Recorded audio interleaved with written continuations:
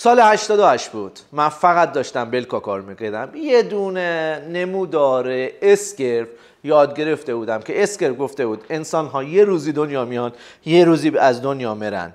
هر بیزینسی هم محکوم به نابودیه. یه روزی به دنیا میاد، یه روزی میمیره و ما باید عمر بیزینسمون رو کاری کنیم طولانی تر شه. همون جوری که ما 100 سال، 80 سال، 120 سال عمر بکنیم، بیزینس هم ته داره.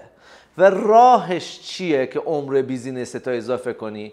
وقتی شروع به بیزینس میکنی یه اوجی داری. اگر بتونی قبل از اوج، یعنی قبل از بلوغ کامل، یه جنین جدیدی بدی بیرون، این جنین جدید توی اوج میاد، میشه رشد بعدی تو. اسکر میگه یه جای دنیا میای، یه جایی میمیری. انسان صفر دنیا میاد، 100 سالگی میمیره.